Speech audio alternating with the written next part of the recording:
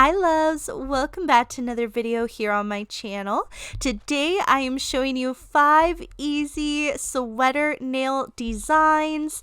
Sweater nails are so trendy for winter and Christmas time, and I can't even tell you the amount of requests I have had for this video. So I am sorry for the delay, but it is finally here. If you want to see how I got these 5 designs, then just keep watching. Okay, so we're starting off with Fuzion's Repairz.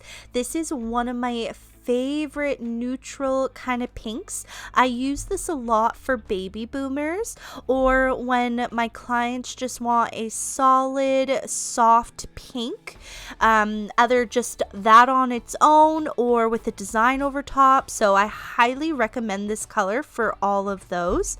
I actually do have a baby boomer or French fade tutorial coming up, so keep watch for that, and I do feature this product in that video as well.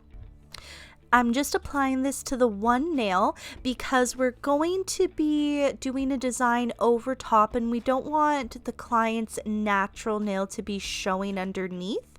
And I'm using this brand new green from Fuzion. It's called Serenade, and I absolutely love this tone of green. This shade is so on trend right now. A few other brands created shades very similar to it.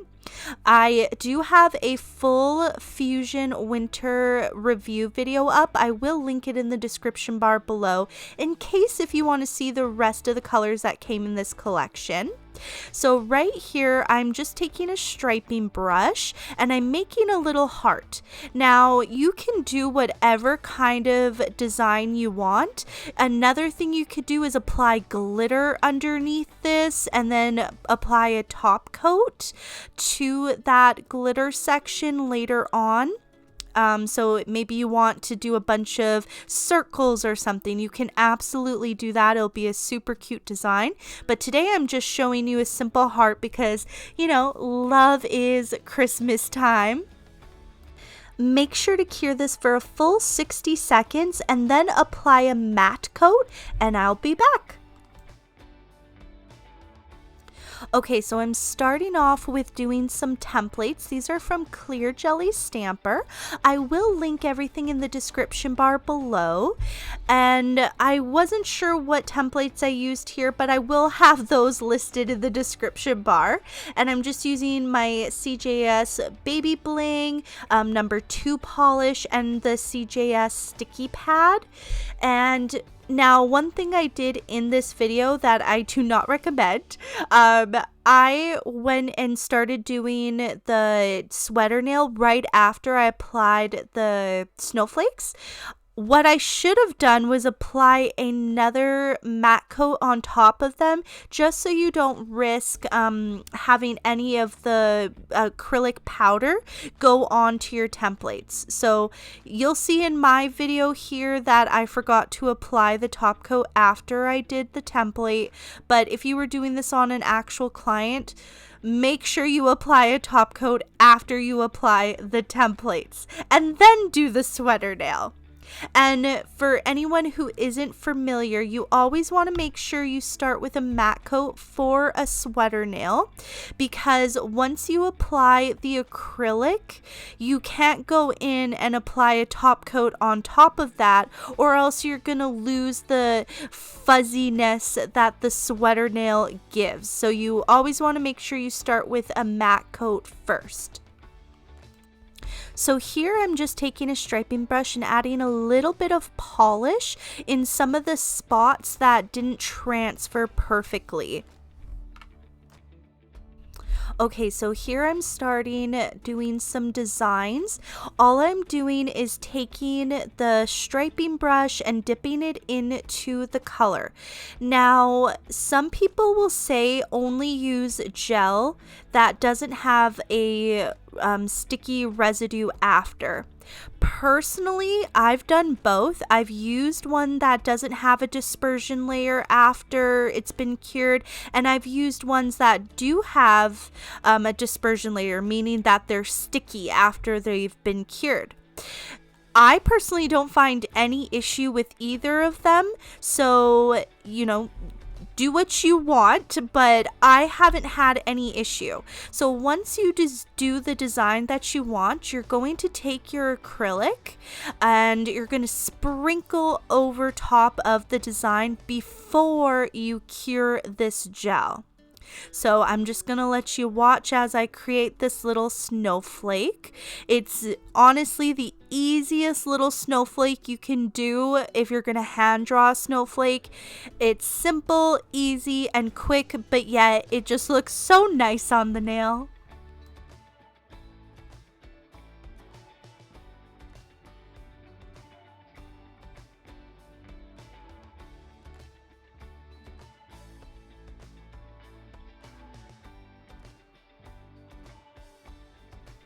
I will be going in with Ugly Duckling's bright white acrylic on this first nail. All the rest will be clear acrylic from Ugly Duckling. I just wanted to show you the slight difference that a white acrylic would make as opposed to a clear acrylic. Now make sure you tap this acrylic off really well and then cure it for anywhere from 30 to 60 seconds. Here I'm just curing for 30 seconds because I know I'm going to be sticking my hand back into the light immediately after I finish the next nail. If you were just doing one full nail on a client, then make sure you give it a full cure just so the acrylic can really cure through that gel.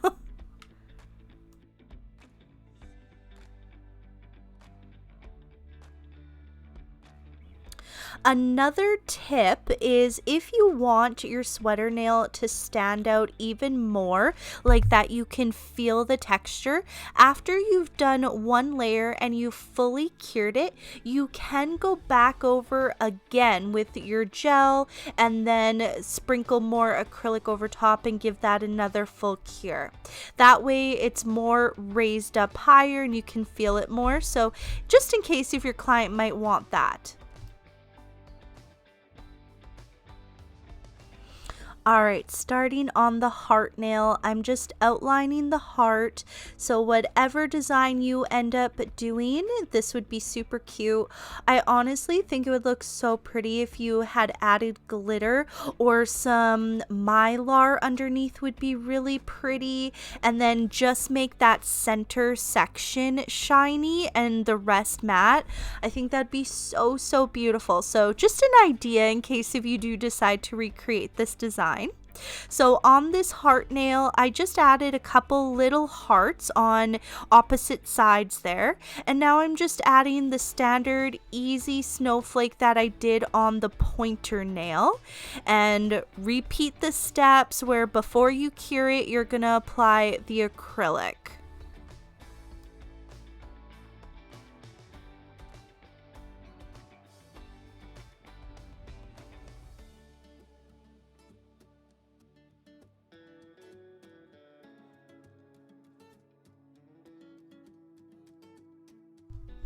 So this design I'm doing on the pinky is probably the most popular sweater nail out there. It looks like little S's almost, and then you can do the little stripes on the sides. Now some people I've seen, they will do the stripes first and then do the design in the center. On this one, I did the little design in the center first and then did the stripes on the sides. And then on the sides, you can do whatever design. Some people repeat the little S's on each side of the lines. I just do like the sideways slashes.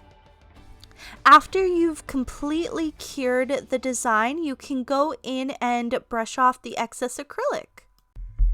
So I'm just showing you the thumb separately. It was too hard to focus the hand in my camera.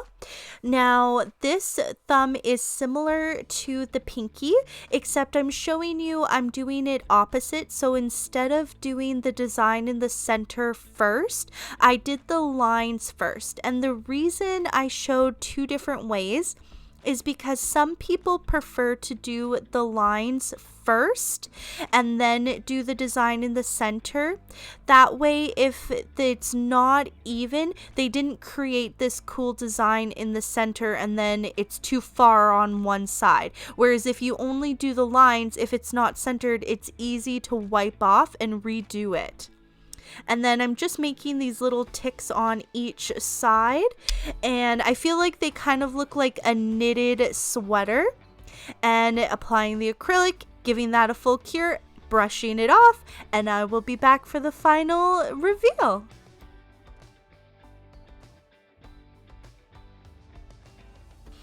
Alright, and that is all 5 designs. What do you guys think? Comment below which is your favorite. I would love to hear from you guys. And if you haven't already, please don't forget to hit that like and subscribe. And I hope you all have a wonderful day. Bye!